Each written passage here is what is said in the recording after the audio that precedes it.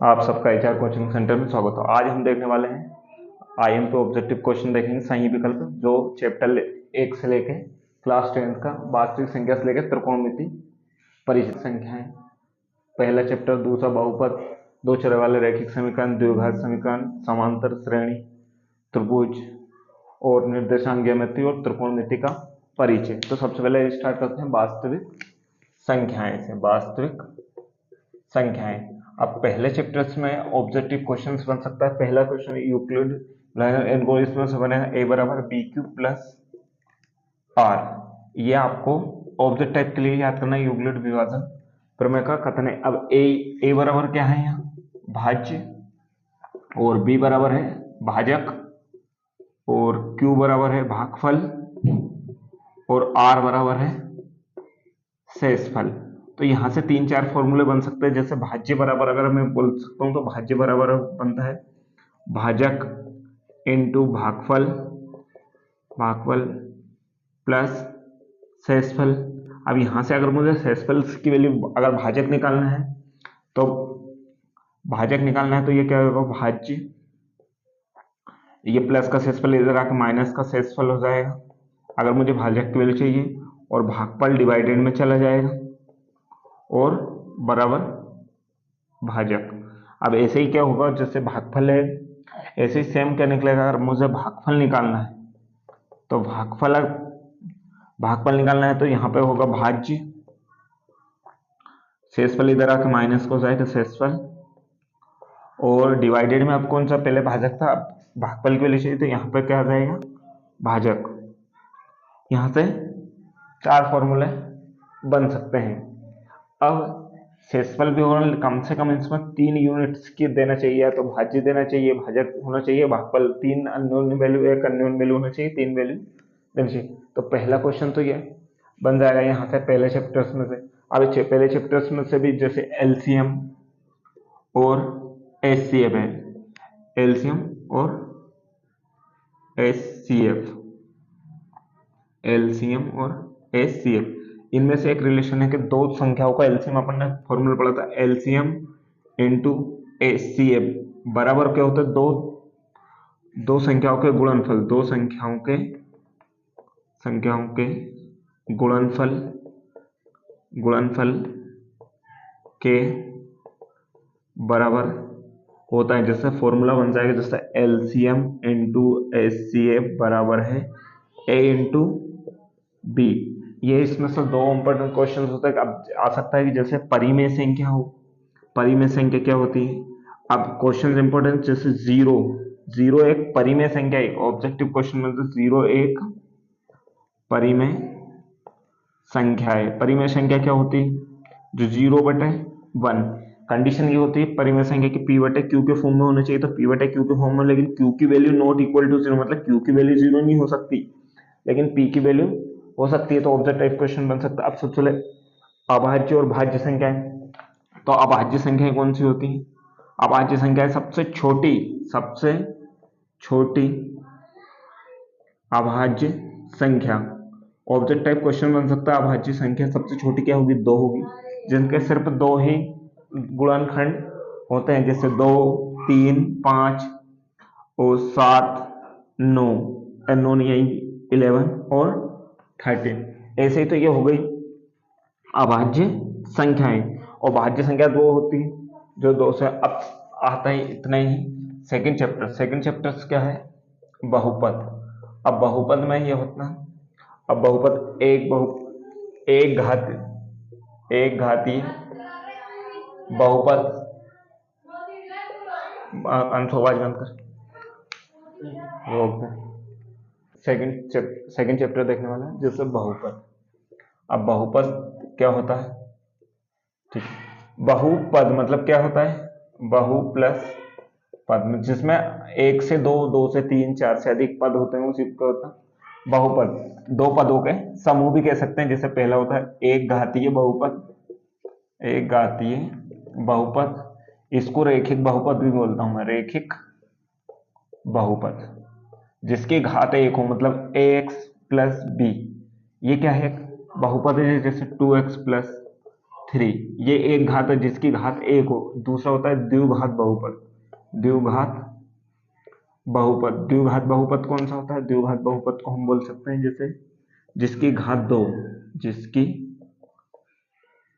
घात 2 होती है उसे द्विघात बहुपद बोलते हैं, द्विघात बहुपद कहते हैं। अब एक और होता है त्रिघात बहुपद। त्रिघात बहुपद जिसकी घात कितनी हो? जिसकी घात 3 होती है उसे त्रिघात बहुपद कहते हैं। अब सबसे पहले क्वेश्चन आता है जैसे शून्यकों की संख्या, जैसे शून्यकों की संख्या। अब सबसे इंपॉर्टेंट क्वेश्चन है शून्यकों की संख्या। एक क्वेश्चन है 100% अगर एक घात बहुपद है, एक घात बहुपद है तो उसका शून्यक 1 होगा। और द्विघात बहुपद है, द्विघात बहुपद क्वेश्चन ऑब्जेक्टिव बन सकता है द्विघात बहुपद में शून्यकों की संख्या कितनी होती है? तो द्विघात बहुपद में शून्यकों की संख्या 2 होगी। त्रिघात में कितनी होगी? बहुपद में शून्यकों की संख्या 3 होगी। जैसे जैसे मतलब बहुपद की जितनी पावर होगी उसके शून्यकों की संख्या भी समान होगी। तो सबसे पहले ऑब्जेक्टिव क्वेश्चंस बनता है। ऑब्जेक्टिव क्वेश्चन इसी में से एक आएगा। इंपॉर्टेंट क्वेश्चन आता है जैसे शून्यकों की संख्या ज्ञात कीजिए। शून्यकों की संख्या ऑब्जेक्ट एक क्वेश्चन 100% आना है, शून्यकों की संख्या। और जब y बराबर क्या दे रखो? px, मतलब यहां से बहुपद देखने क्वेश्चंस में देखने को मिलेगा जैसे कि ये x अक्ष, ये x अक्ष है और ये y अक्ष है। यहाँ शून्यकों की संख्या जो होती है, अगर जैसे शून्यकों की संख्या याद करना है, शून्यकों की संख्या अगर x अक्ष को जितनी बार प्रतिच्छेद करेगा, जैसे अभी कोई सी भी लाइन हुई, x अक्ष को कितनी बार प्रतिच्छेद करेगा, काट के निकलेगी, उतने ही क्या होंगे उस बहुपद के शून्यक होगा। तो एक ऑब्जेक्टिव की तो यानी x अक्ष के प्रतिच्छेदन, मतलब जितनी जगह पे प्रतिच्छेदन बिंदुओं की संख्याओं को बहुपद का शून्यक कहते हैं। एक ऑब्जेक्टिव क्वेश्चन ये बनता है जैसे बहुपद की शून्यकों की संख्या डिपेंड किस पर रहेगी? हमेशा x अक्ष पर जितनी जगह पर वो काट होगी उतना ही शून्य होंगे। अब इससे शून्य हो गए। अब क्वेश्चंस को अगर जैसे होता है बहुपद, द्विघात बहुपद का सामान्य रूप आ सकता है। जैसे सामान्य रूप लिख सकते हैं द्विघात बहुपद ये बोलते हैं ax square plus bx plus c is equal to 0। ये द्विघात समीकरण का सामान्य रूप है और इसी को हम क्या बोलते हैं? वर्ग समीकरण। द्विघात बहुपद यह है वर्ग समीकरण, 4 चैप्टर्स में पढ़ेंगे।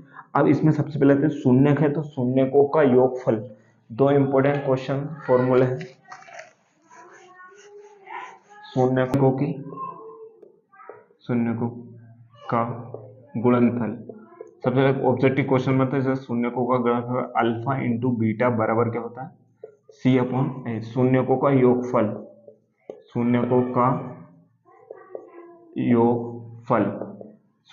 योगफल होगा अल्फा प्लस बीटा बराबर माइनस बी अपॉन ए। और यहाँ ए बी और सी क्या है?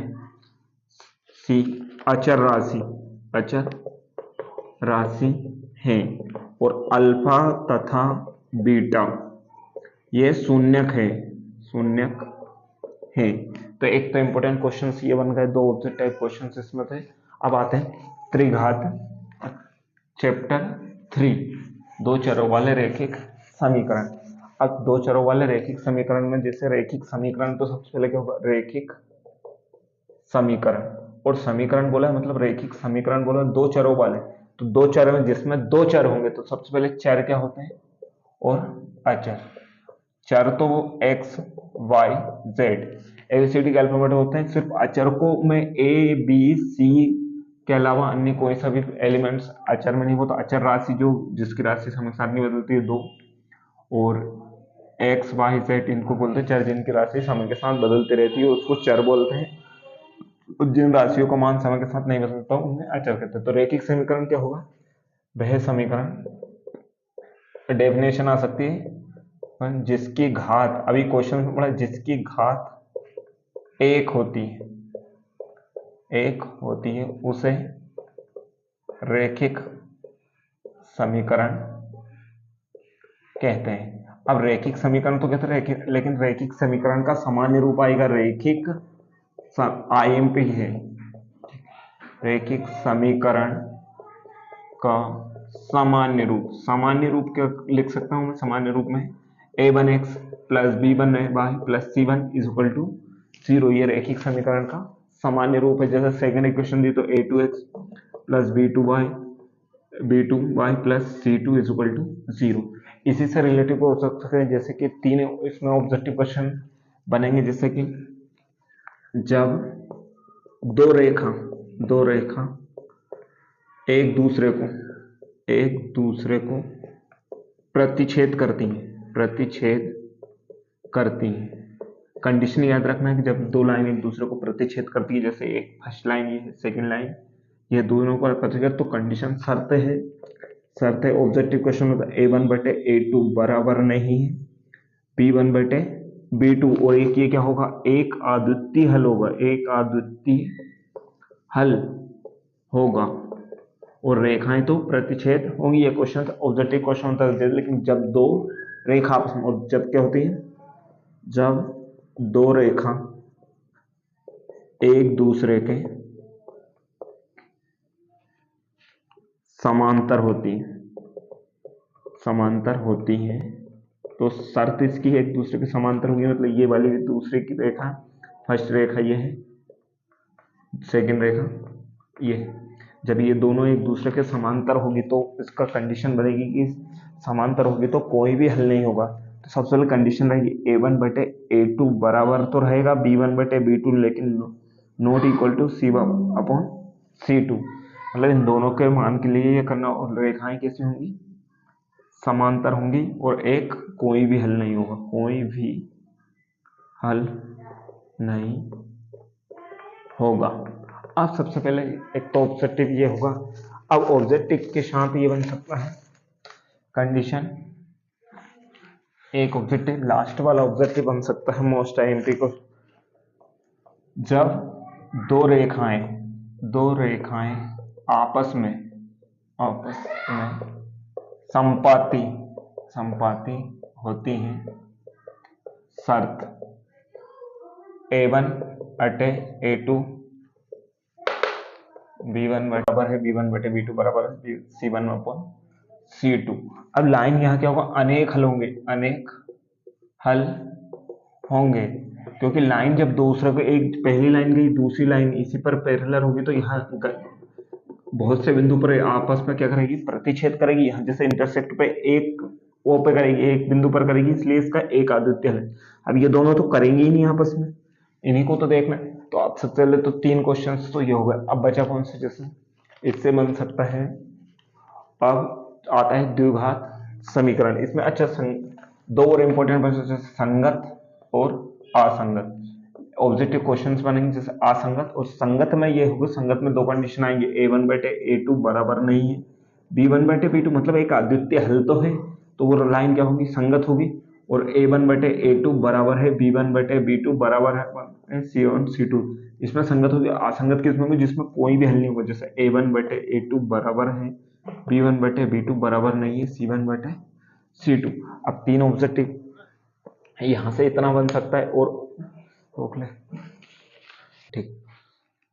फोर्थ चैप्टर देखने वाला है जैसे द्विघात समीकरण। ये द्विघात समीकरण हमने पढ़ चुके हैं, लेकिन रिवीजन कर लेते हैं। द्विघात समीकरण में ऑब्जेक्टिव क्वेश्चन से यहाँ से बन सकता है, जैसे एक तो द्विघात या वर्ग समीकरण।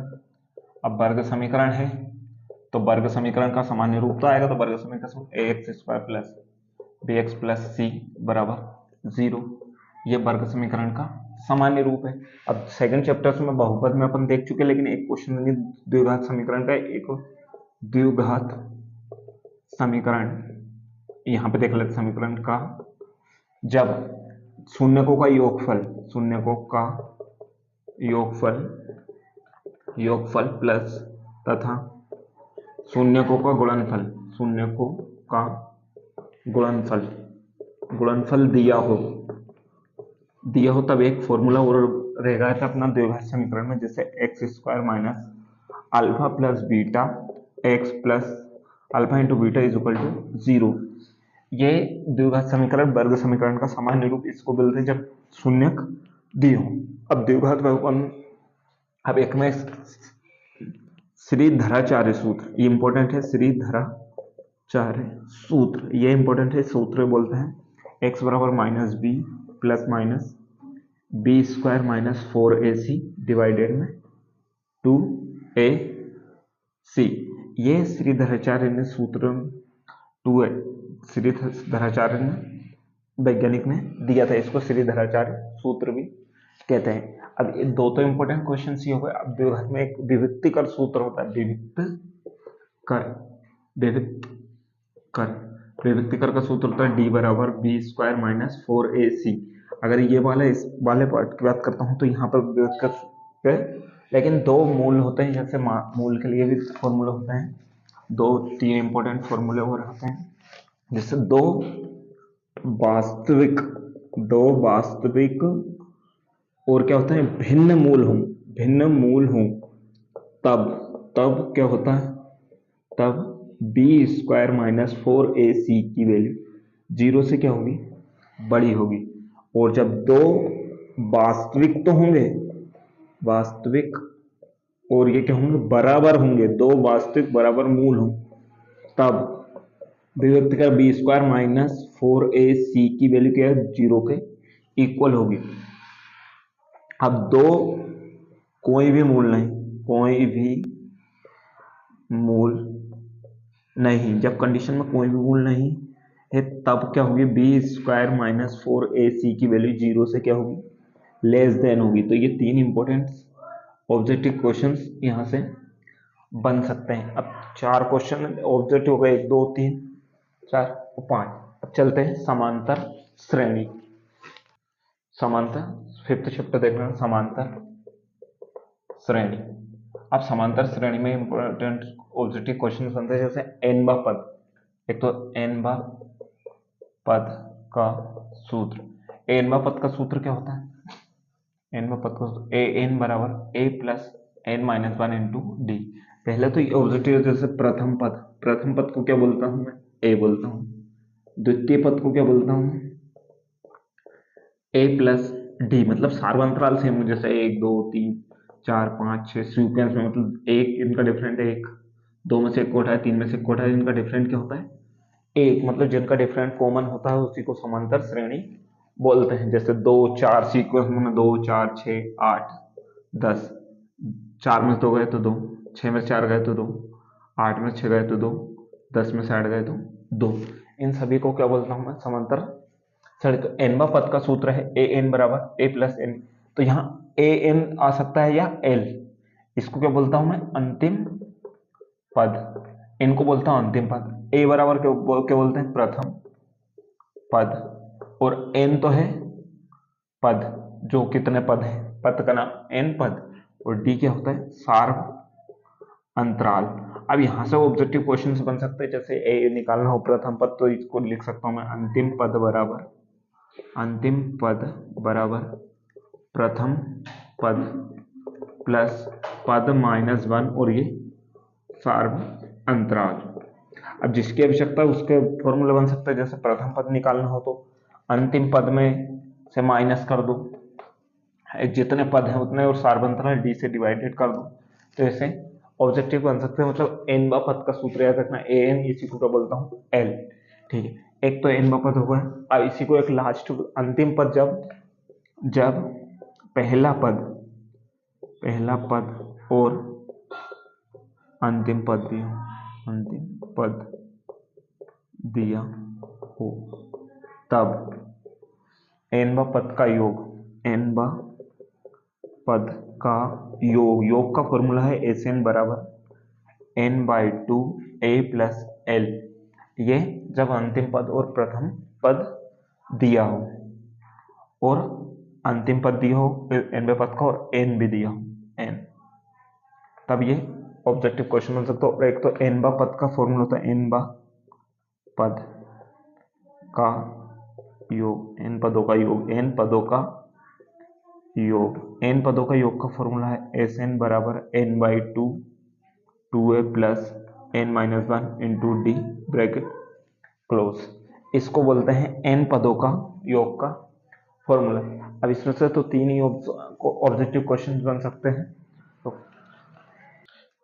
छठा क्वेश्चन चैप्टर देखने वाला है त्रिभुज। अब त्रिभुज में अपने को देखना है समरूप, सर्वांग, इनकी डेफिनेशन जैसे जब दो त्रिभुज हों, जैसे ए बी सी, दूसरा हो डी ई एफ, यह समरूप होने के लिए समरूप का साइन को इसको बोलते हैं। जब दो भुजाएं बराबर हों या दो कोण बराबर हों, सभी के अगर दो, जिसमें आकृति में दो भुजा बराबर होगी, दो भुजा देखना है बस, तो उसको क्या बोलते हैं अपन, समरूप आकृति, समरूप आकृति। तो समरूप ये, और जब यहाँ तीन भुजा बराबर होगी, तीन भुजा बराबर होगी तो वो क्या हो जाएगा, सर्वांग सम, और सर्वांग सम होगा तो वो समरूप भी होगा। ठीक, जैसे समान आकृति देखने वाले समरूप और सर्वांग सम। इसमें मोस्ट आईएमपी प्रमेय है थेल्स प्रमेय, इसी को बोलता हूं आधारभूत अनुपातिकता प्रमेय। ठीक, अब त्रिभुज में सबसे इंपॉर्टेंट चैप्टर्स में है थेल्स, 2 नंबर का पढ़ा थेल्स प्रमेय का कथन, थेल्स प्रमेय का कथन। अब देखो एक त्रिभुज है, कोई सा भी त्रिभुज है, एक त्रिभुज में किसी एक भुजा, त्रिभुज में 3 भुजा होती है, किसी एक भुजा के समांतर एक अन्य रेखा खींची गई, एक अन्य रेखा खींची जाए, वह रेखा अन्य दो रेखाओं को समान अनुपात में विभक्त करती है, इसे ही थेल्स प्रमेय का कथन कहते हैं।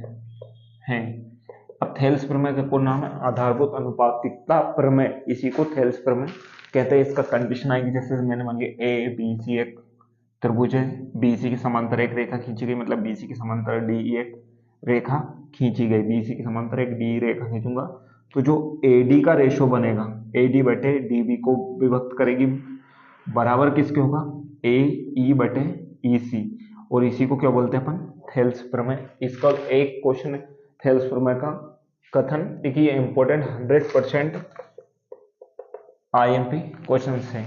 ठीक है, अब बचा कौन सा है, सेकंड। अब निर्देशांक ज्यामिति, अब निर्देशांक ज्यामिति चैप्टर बहुत इंपॉर्टेंट चैप्टर है, चैप्टर 7 निर्देशांक ज्यामिति। अब ज्यामिति में देखो 3 क्वेश्चन मोस्ट टाइम पे, जब कोई बिंदु मूल बिंदु पर स्थित हो, पर स्थित हो तो उस बिंदु के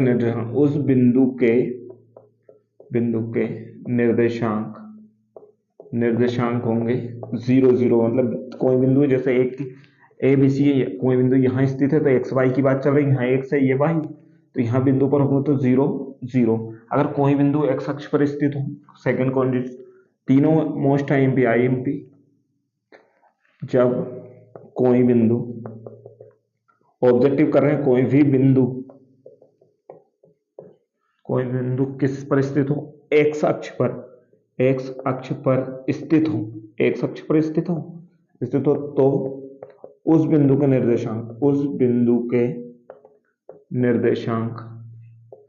निर्देशांक होंगे x 0।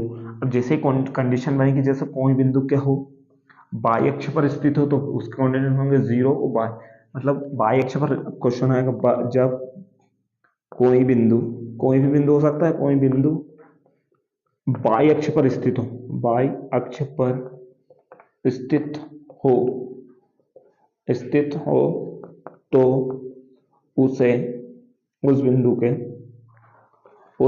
के निर्देशांक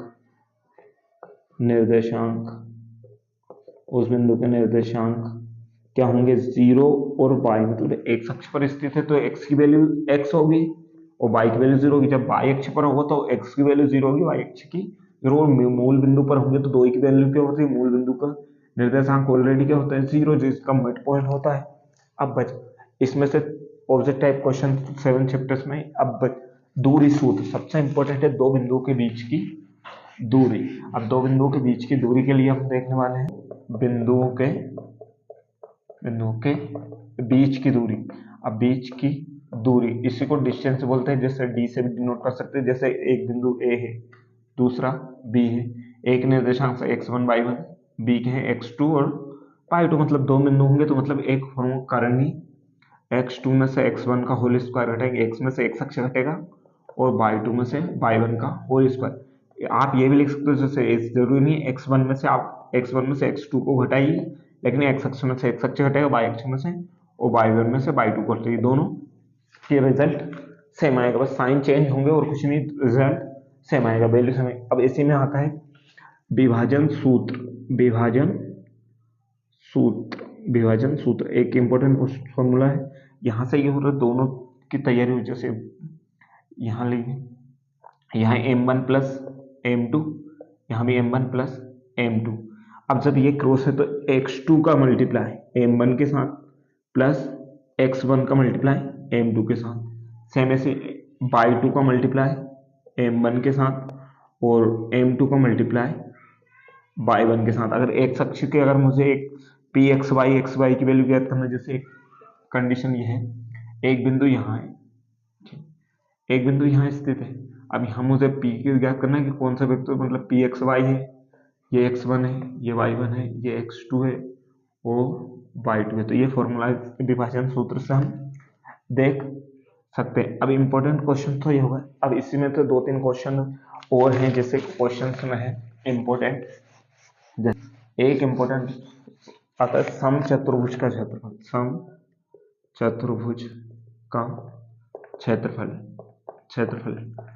1/2, और ये क्या है, समचतुर्भुज है। समचतुर्भुज ये होता है समचतुर्भुज जिसके विकर्ण क्या हो, डिफरेंट हो, मतलब d1 इंटू d2, मतलब ये क्या है 1/2 विकर्णों का गुणनफल। अब मोस्ट आईएमपी बचा है लेने में, तो त्रिकोणमिति। अब त्रिकोणमिति में सबसे इंपॉर्टेंट ऑब्जेक्टिव क्वेश्चन हो सकते हैं, जैसे त्रिकोण की बात कर रहे हैं, मतलब त्रिकोण एक त्रिभुज होगा। अब त्रिभुज में मिति होती है, ज्यामिति होती है, ज्या और कोज्या। ज्या होता है साइन को हम बोलते हैं ज्या, और को साइन, इसको कोज्या बोलते हैं, ठीक है। और ज्यादा डिफरेंस सबसे पहले क्या होता है, त्रिकोणमिति में होता है सबसे पहले 2 फॉर्मूला रखना, साइन थीटा और कोस थीटा, और क्या होता है टेन थीटा।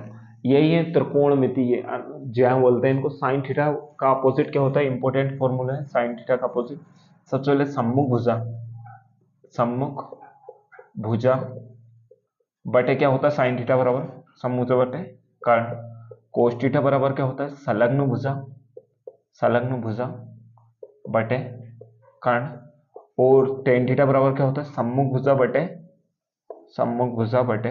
संलग्न भुजा। अब पाइथागोरस प्रमेय पर ये अप्लाई होती है, जैसे त्रिभुज इसके लिए राइट एंगल होना चाहिए, ये राइट एंगल के लिए अप्लाई होती है, जैसे ए बी सी। यहाँ अगर साइन बी है तो साइन बी एंगल का निकालने के लिए साइन बी एंगल निकालने के लिए इनका यूज करते हैं। इसको सम्मुख भुजा जैसे कोण की सामने भुजा, इसको तो कर्ण बोलते हैं। अब ये है, इसके लिए ये है सम्मुख भुजा और संलग्न भुजा, ये क्योंकि इसका बेस है। लेकिन ए और सी के लेने एलिमेंट जैसे साइन ए और साइन सी, इनके लिए ये वाली भुजाएं एलिमिनेट होती है, क्योंकि परपेंडिकुलर में अपन इसको सम्मुख भुजा मानते हैं, और ये संलग्न, ये लगी हुई भुजा जिसको आधार बोलते हैं अपन, इसको लाल बटे कक्का से भी याद कर सकते हैं हम, लाल बटे कक्का लंब बटे कर्ण, जिसको जैसे सुटेबल है। लेकिन सबसे इंपॉर्टेंट है साइन, कोस और टेन। अब इसमें तीन इंपॉर्टेंट फॉर्मूला होते हैं, जैसे इसके साइन थीटा, साइन थीटा किसका अपोजिट होता है, 1 बाय कोसेक थीटा। अगर साइन का उल्टा क्या होता है, 1 बाय कोसेक थीटा, तो कोसेक थीटा का अपोजिट क्या होगा, कोसेक थीटा का 1 बाय साइन थीटा। अब जब दोनों को आपस में मल्टीप्लाई करेंगे, साइन थीटा और कोसेक थीटा, तो इनकी वैल्यू क्या होगी, 1। एक तो ये होगा। अब जैसे याद रखना है साइन, अब इसके बाद आता है कोस, कोस का उल्टा होता है 1 बाय सेक थीटा। अब जब सेक का उल्टा होता है तो सेक का उल्टा क्या होगा, 1 बाय कोस थीटा।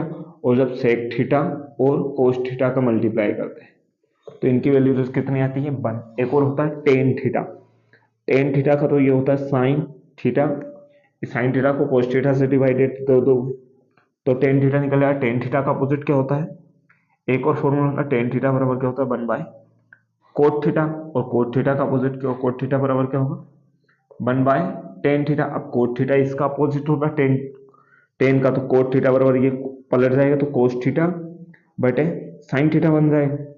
ऐसे ही तो ये आइडेंटिटी तो होती। अब इसके बाद आता है चार और इम्पोर्टेंट फॉर्मूला है इसमें। अब इसमें से तीन इंपॉर्टेंट और, जैसे साइन का उल्टा क्या होता था, कोसेक थीटा, तो कोसेक साइन थीटा का उल्टा सम्मुख भुजा था, तो ये क्या होता है, कर्ण बटे सम्मुख भुजा, कर्ण को डिवाइडेड सम्मुख भुजा। अब साइन का कोस, कोस का उल्टा क्या होता था, सेक, मतलब सेक थीटा, सेक थीटा को क्या लिख सकता था मैं, वहां संलग्न भुजा था मतलब कर्ण ऊपर आएगा, और संलग्न संलग्न भुजा। आप लाल बटे कक्का से कर लेना आप, या कक्का बटे लाल, ये इससे भी हो जाएगा। लेकिन सेक थीटा, अब जैसे कोट थीटा, कोट थीटा किसका अपोजिट है, जैसे सम्मुख भुजा संलग्न भुजा, तो इधर संलग्न भुजा ऊपर आ जाएगा, संलग्न भुजा बटे सम्मुख भुजा, सामने भुजा। अब इसमें से चार छह इंपॉर्टेंट फॉर्मूले, अब तीन और इंपॉर्टेंट है जो मोस्ट आईएमपी है, मोस्ट आईएमपी, जैसे आइडेंटिटी बोलते हैं अपन इसको, सर्व समीकाएं, सर्व समीकाएं। देखो cos square x a theta plus sign square theta is equal to क्या होता है, 1। अगर मुझे sin square theta, cos square theta plus sign square theta is equal to क्या होता है, 1। अगर मुझे कोस स्क्वायर थीटा की वैल्यू चाहिए तो ये 1 minus sin square theta, sign square theta मत करना, और साइन स्क्वायर थीटा की वैल्यू चाहिए तो ये प्लस का कोस स्क्वायर थीटा तरह माइनस का, तीन फॉर्मूले बन जाएंगे इसके। तो 1 minus cos square theta, sin चाहिए तो 1 में से कोस स्क्वायर थीटा घटेगा, और कोस स्क्वायर थीटा वैल्यू चाहिए तो 1। यहाँ से दो फॉर्मूले और बना, जैसे कोस थीटा की वैल्यू चाहिए तो कोस थीटा की हो जाएगी, ए पे से रूट हटेगा तो इस पे जाएगा 1 minus sin square theta. Objective question बन सकते हैं, जैसे साइन स्क्वायर थीटा की वैल्यू चाहिए मुझे साइन थीटा की, तो ये हो जाएगा root 1 minus cos square theta, इस पे से रूट हो गए। इससे एक से एक याद रखना है, मोस्ट ये फर्स्ट, तो इससे 5 फॉर्मूले आपके बन जाएंगे। अब सेकंड वाला है मोस्ट है 1 plus tan theta, 1 plus tan square theta is equal to sec square theta. एक ये आइडेंटिटी, यहाँ से भी सेकंड आइडेंटिटी बोलते हो सर्व समीका। यहाँ से अगर मुझे 1 की वैल्यू चाहिए तो सेक स्क्वायर थीटा में से क्या घट जाएगा, टेन स्क्वायर थीटा, तो यहाँ से 1 की वैल्यू निकल जाएगी। अगर मुझे टेन स्क्वायर थीटा की वैल्यू चाहिए, टेन स्क्वायर थीटा, तो सेक स्क्वायर थीटा में से क्या घट जाएगा, माइनस 1 चल जाएगा। यहाँ से भी क्या हो सकता है, एक और फॉर्मूला बन सकता है, जैसे सेक थीटा की वैल्यू अगर मुझे चाहिए सेपरेट, तो सेक थीटा, तो रूट किस पे हो जाएगा, 1 प्लस टेन स्क्वायर थीटा होगा, तो डायरेक्ट अपन क्या लिख सकते हैं, सेक थीटा लिख सकते हैं। और यहाँ से एक और फॉर्मूला क्या बन सकता है, टेन थीटा की अगर मुझे वैल्यू चाहिए तो ये रूट किस पे जाएगा, सेक स्क्वायर थीटा माइनस 1। अब डिपेंड ये करता है कि sign square theta cos square theta, यहाँ चेंज नहीं करना। अगर थीटा एंगल इक्वल है, दोनों को इक्वल देखना, जैसे यहाँ आ जाए कोस स्क्वायर ए प्लस साइन स्क्वायर ए बराबर क्या होगी, इनकी वैल्यू ठीक, थीटा एंगल इक्वल होना चाहिए। जैसे cos square 30 degree plus sign square 30 degree, इन सब की वैल्यू क्या होगी, 1 होगी। ठीक है, यहाँ थीटा एंगल इक्वल होना चाहिए, जैसे cos square A by 2 plus sine square A by 2, मतलब थीटा की वैल्यू यहाँ इक्वल होगी, तब क्या होगी, वैल्यू 1। थर्ड आइडेंटिटी है सर्व समीका, थर्ड जो होती है 1 plus cot square theta is equal to cosec square theta. अब यहाँ से भी हम बना सकते हैं, जैसे कोस स्क्वायर थीटा की चाहिए तो इस पर रूट आ जाएगा 1 plus cot square theta is equal to क्या लिख सकता हूँ मैं, कोसेक थीटा। मतलब अगर रूट के अंदर 1 प्लस कोट स्क्वायर थीटा, यहाँ से एक और वैल्यू निकल सकती है, कोट स्क्वायर थीटा बराबर क्या होगी, कोसेक स्क्वायर थीटा प्लस का ये माइनस का बन, यहाँ से कोट थीटा की एक और वैल्यू हो जाएगी cosec square theta minus one. यहाँ से आइडेंटिटी जैसे साइन 90 माइनस थीटा बराबर क्या होता है, चेंज होता है। जैसे साइन 90 माइनस थीटा 90, ये क्वाड्रेंट के अंदर होता है साइन थीटा और कोस थीटा 90 डिग्री, इनका सम कितना 90 डिग्री। जैसे ही साइन 90 माइनस थीटा क्या हो जाएगा, कोस थीटा। और ऐसे ही क्या होता है, कोस 90 माइनस थीटा को चेंज करूंगा तो ये हो जाएगा साइन थीटा। ऐसे ही कोस चेंज होगा, साइन होगा कोस में, कोस होगा साइन में। और टेन 90 माइनस थीटा किस में चेंज हो जाएगा, कोट में। अब कोट में से अगर 90 डिग्री वैल्यू चेंज करना है, कोट 90 माइनस थीटा, अगर कोट को एक टेन को कोट में चेंज करना है तो कोट 90 माइनस थीटा लिख सकता हूँ। ऐसे कोट 90 माइनस थीटा कितना होता है, टेन थीटा। ऐसे होता है कोसेक 90 माइनस थीटा बराबर क्या हो जाएगा, सेक थीटा। और सेक 90 माइनस थीटा बराबर क्या हो जाएगा, कोसेक थीटा। अब मोस्ट, ये तो चार फॉर्मूले होगा। अब मोस्ट है एम भी एक जो टेबल आएगी अपना जो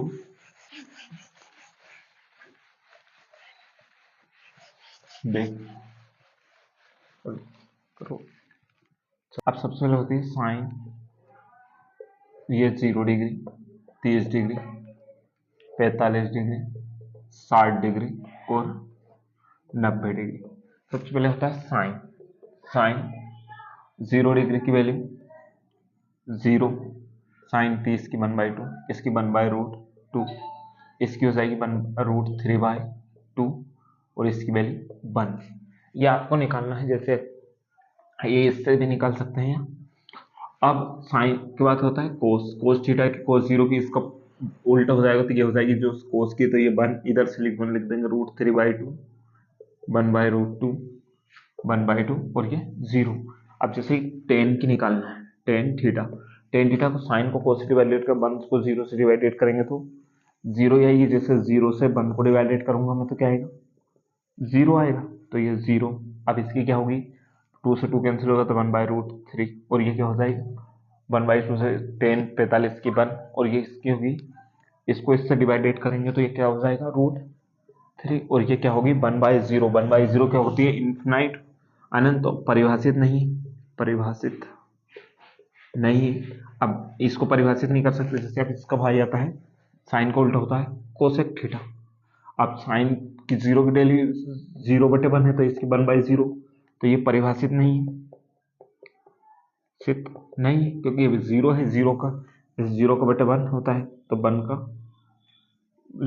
0 होता है, 0 का 1 क्या होगा, इसको पलटेंगे तो जैसे ये 1 0 तो 1/0 होगा, तो ये क्या है, परिभाषित नहीं है। अब जैसे ये परिभाषित नहीं है, लेकिन इसका ये क्या होगी 1/2 है तो इसकी 2 हो जाएगी, इसकी क्या हो जाएगी √2 हो जाएगी। इसको पलटने पर 2/√3 हो जाएगी और ये 1 की बनी रहेगी।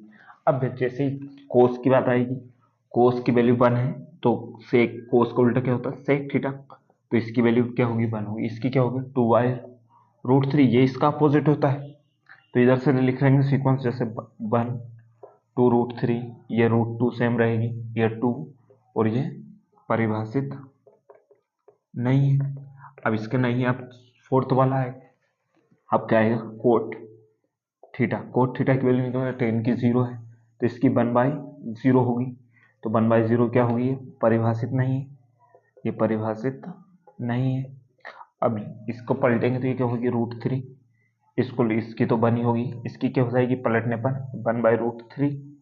1/√3 और जो परिभाषित नहीं है इसकी वैल्यू क्या हो जाएगी 0। ठीक है, अब